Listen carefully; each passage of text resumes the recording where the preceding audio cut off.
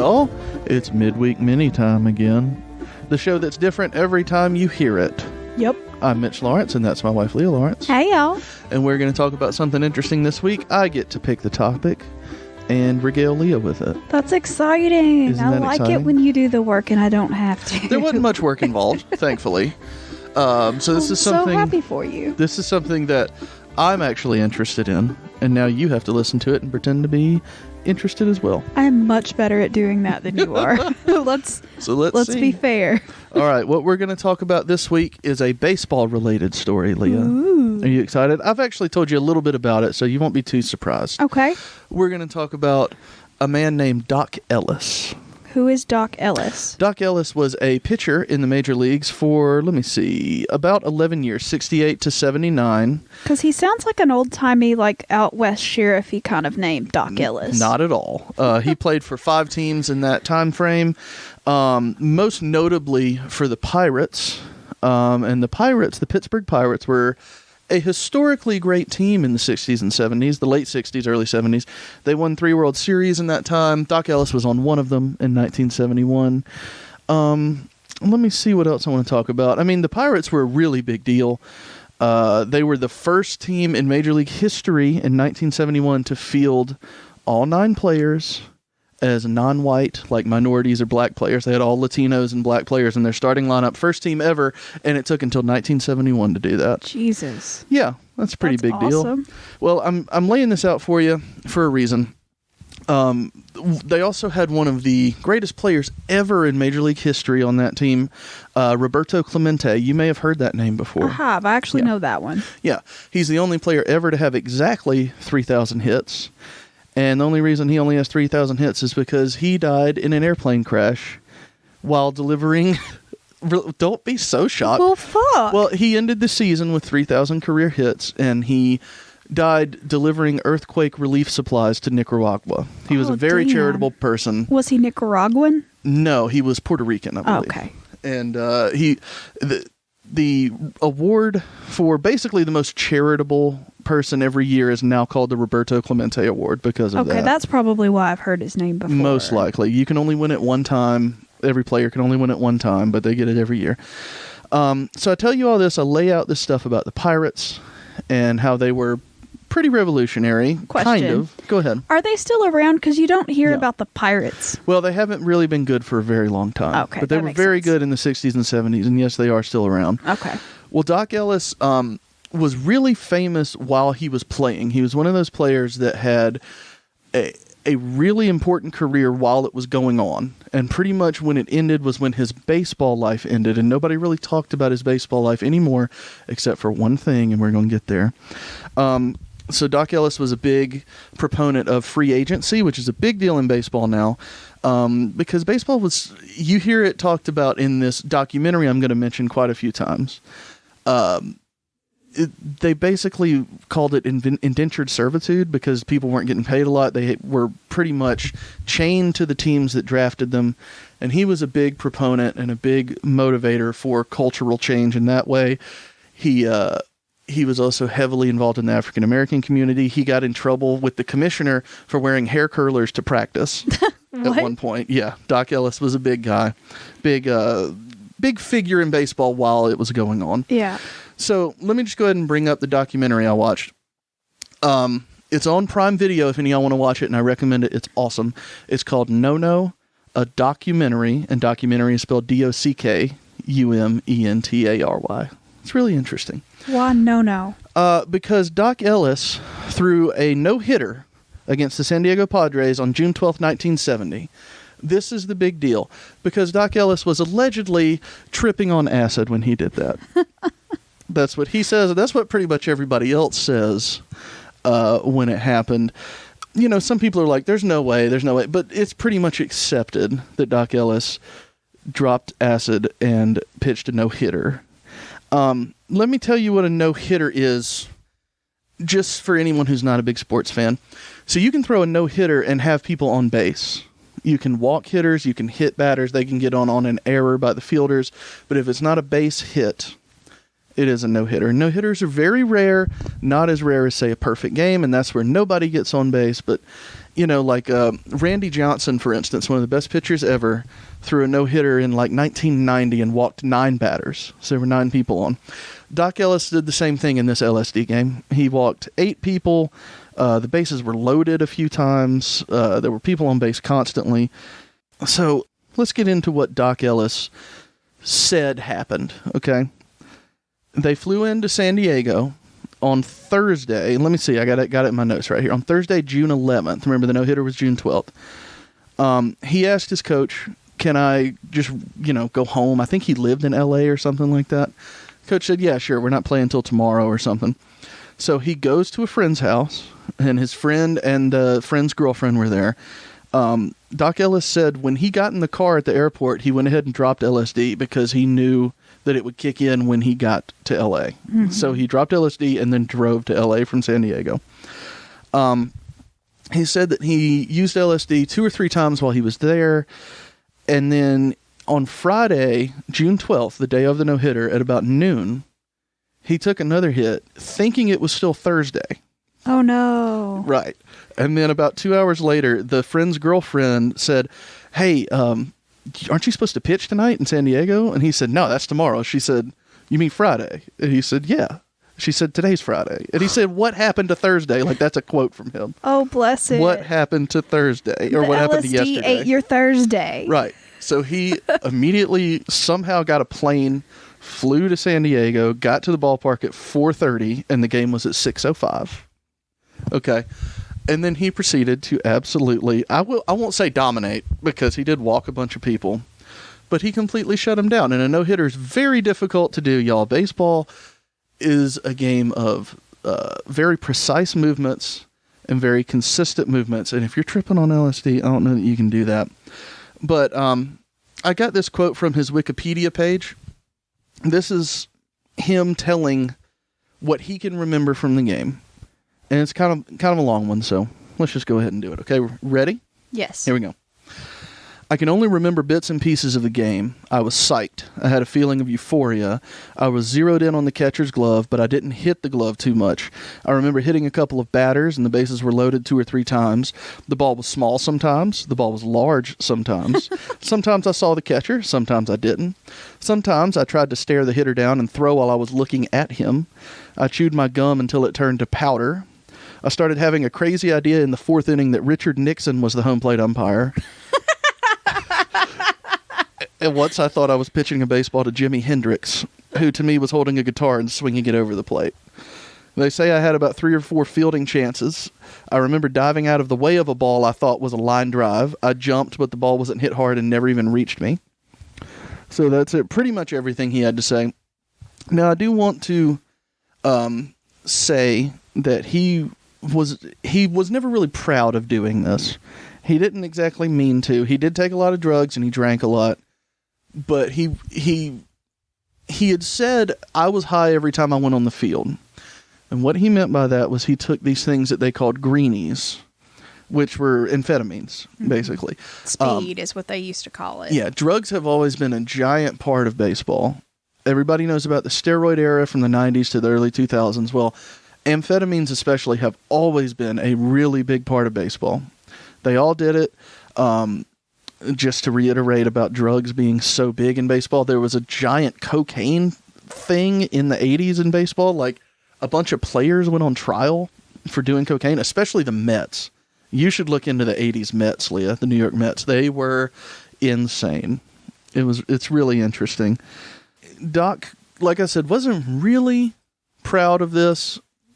Not quite ashamed of it, but like he said in his quote, he didn't really remember much of it, and he's upset that he doesn't, like, that it took away his crowning achievement, Is that the only time he ever pitched a no-hitter? Yes. Most players, if they ever pitch one, the chances of them pitching another one are very, very rare. Only a few people have done multiple no-hitters in the major leagues.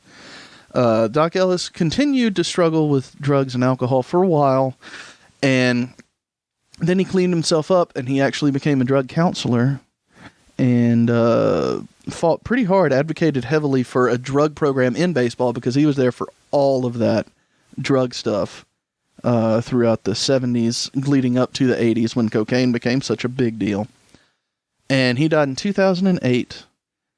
He had cirrhosis of the liver. Yeah. And then he had heart complications and couldn't be put on the transplant list because of those. Like, he just couldn't get through the surgery. Oh, yeah. So he died in 2008 after that. But yeah, it's a really, really interesting documentary. I really recommend watching that because it's very good, whether you're a baseball fan or not. It was really well done. A lot of old players talked about him and everything, but you know, it's also really fun to talk about amphetamines in baseball because all of them were doing that. So with LSD, I've never had it. I don't assume you have either. No, I haven't. Okay. How long does a drug like that stay in your system? And does it build? So, like, with the fact that he had taken more of it previously, he had made that next hit of it. Well, I know acid attaches to your spinal fluid, and you can have acid flashbacks. That's what that is. When you have, like, a spinal fluid leak, and it'll get back into your bloodstream, you can have acid flashbacks 50 years after doing it. But I don't know about how long it lasts. I've heard from people who've done it that it's a very long experience. See, I've always thought that it would be an interesting thing to do some kind of psychedelic. Like, you know, I've heard people going on LSD, ayahuasca trips, DMT, that kind of stuff. And I've always thought that would be really interesting. But I'm so fucking paranoid about everything that I would be terrified that I would get the bad one. Yeah, you know what I mean? That I would go on the bad trip, or I would, you know, I would connect with, you know, the spirit realm, and they'd be like, dude, you're fucking terrible, and just be mean to me. I don't know. I don't know that I could, I don't know that I have the mental capacity to, like, flourish under, you know, a psychedelic of any sort. So I've never done anything like that just because I'm scared of them. Yeah, me too. But I'm just interested to know what that experience is actually like, and I'd be interested to know, is there like a recording of this particular game? Because they record everything. Yeah. Can you tell that he's a little fucked up? I've never heard that in talkings about this event. I don't think so, you know. Because he said that he hit a couple players in that quote. So I wondered if it was like he seemed out of it or different or something like that. I just want to know.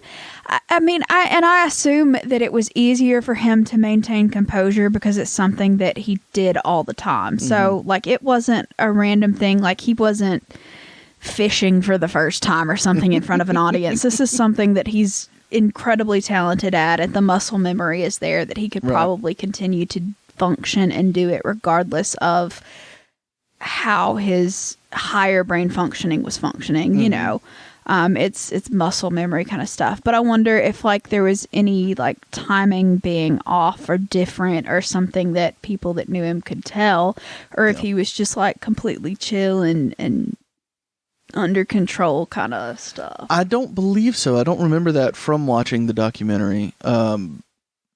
Most of the people who played with him will tell you that he was generally crazy anyway. Not crazy like that Eccentric has negative connotations, but like fun and outrageous and exuberant. And when he pitched, he was in the zone and he didn't talk to anybody pretty much.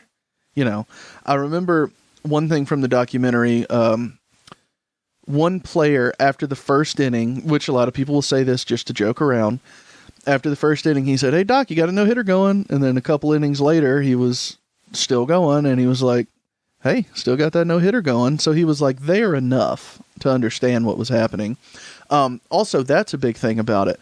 When you get into a game and you have a no-hitter or a perfect game going, it's kind of a general rule of baseball with how superstitious it is that people flat out do not bring it up in the dugout. They don't say to the pitcher, "Hey man, you're doing really good right now. You got a perfect game going." You don't do that because it jinxes someone out, and it'll make you, like, throw the game, and it jinxes them and all that sort. And that, well, that's, you know, the thought is it's a jinx, so don't do it. Well, that's pretty much what happened. You know, they said it once jokingly because they probably did it after the first inning of every game, you know, just to have fun with it. And then I don't think that they really talked anymore about it. Maybe even during the game. But yeah, I really recommend watching No, a documentary. It's on Prime Video right now when this will come out. It's very, very good. Sounds interesting. Yeah, it's a lot more about his life than just the game, because this is the thing that he's known for. But Dock Ellis had a very full life and a very full baseball career, and they really go into it in the documentary. But I just wanted to bring this up because it's one of the weirdest, most well-known things about Major League Baseball. How'd you like it? I thought it was great. Yeah. And the moral of the story is, do LSD if you're a Major League pitcher? There you go. I agree. Maybe? I don't. Or if you want to be a Major League pitcher, start doing it now. No, probably not. Get used to it. But then your liver will, like, crap out when you're how old? I mean, he was in his 60s, but he also drank and did other drugs a lot. So. Probably not the LSD. It was probably the alcohol, but the alcohol and possibly cocaine. I don't know. He did say, though, that after this instance, he never used LSD during the season again, but he didn't stop using other drugs, especially greenies, because the greenies were... Let me see what I have here. They said it was like having 15 to 20 cups of coffee. Yeah. And it just made everything like you were much more precise. You were much more energetic. Yeah, it was speed. That's what they used to call those pills, because my dad talked about taking those when he was in college, because I don't know that they were even illegal at that point. No, they weren't, but baseball players shouldn't have been using them like they were. Yeah, baseball players shouldn't have had them. But like I said, my dad talked about, he worked like 2 full-time jobs and went to school full-time in a chemistry lab, to get his chemistry degree, putting himself through college. And, he said a lot of the times he would, have a bunch of experiments going on trying to get his lab work done. And, you've got to stay up. So he's talked about taking that when he was younger. And, I mean, he hasn't done any kind of drugs as far as I know since I've been born. But, that used to be really prevalent for a lot of people just because, I mean, they weren't illegal and it was something that wasn't really frowned upon because they were pretty prevalent. Yeah, the drug was called Dexamyl. I have it in my notes here. But yeah, I mean, that's why I don't have a problem with the steroid era, because the thing with greenies, it was done to get a competitive advantage, right? But then, as they say in the documentary, more than 90% of baseball players were taking them. If everybody's doing it, there's no advantage. There is no advantage. That's exactly what steroids were in the 90s. The cream of the crop always rises to the top, and if everyone's taking steroids, it is a level playing field. And I know not every individual player, but enough of them where it was a level playing field. And the best players from that era are the best players from that era, just period. There is only one that I'm like, he may not have been. His name is Sammy Sosa. So don't worry about that, Lee. I'll explain that to you later. What? He was a great player, but I believe that steroids really enhanced him big time. But that's just a baseball expert talking at you, Leah. Well, I don't care because do you know how long it takes to play baseball? Yeah. So long. Yeah, very long time. But I say all that because obviously he had a competitive advantage because nobody else took LSD that day, right? And weirder is that of the two of us, you clearly love baseball. But I've seen a lot more Major League games than you have. Like a lot. Well, in person. Yeah. I've been to way more Major League games than you. Yeah. Well, it's hard to get to Major League games, I've seen a lot more baseball than you have, though. So probably. Please. I've been to more stadiums than you, so. Yeah. Well, y'all, I very much recommend going to watch No, a documentary. And you're probably wondering why it's called No, Leah. That's just what they call a no-hitter. Yeah, I did ask just a that, and then you proceeded to not explain it, and then just talk about the documentary. Well, that was my first question, was why is it called No? Yeah. And then you just didn't tell me why. Well, I explained that it was because of the no-hitter, but I didn't explain that No is just another name for a no-hitter. They just call it a no. I don't like it. You don't like a lot of things. Feels dirty. I don't like it. It's dirty? It's dirty. It's dirty? It's dirty. Why is it dirty? It's like, it's a no-no. Okay. Well, I hope you enjoyed it, Leah. Would you like to do the outro since I did the story? No. Okay. Well, thank y'all so much for listening. I hope you go watch that documentary. I really enjoyed it. I watched it sitting at work today. It was real fun. And if you have any fun topics, or if you would like to talk about Dock Ellis or baseball in general, send us an email or a Facebook message, Instagram message, Twitter message, whatever it may be, and we'll discuss it next week because we didn't get any this week about the Ouija boards. Yeah. Did we? Apparently my topics are lame. I don't know. We're going to have to come up with something a little more interesting. Was and it Ouija was boards or astrology. signs? Yeah, it was astrology. We didn't get any messages about that. No. But that's okay. Once again, I think I'm just picking boring topics. I'm going to have to come up with something a little bit more fun. Yeah, you got to come up with baseball players taking acid. People are going to respond on this one, Leah. We have so many sports fans in our audience. Do we though? All right, y'all. Well, we will see you this weekend for the main episode. Bye, y'all.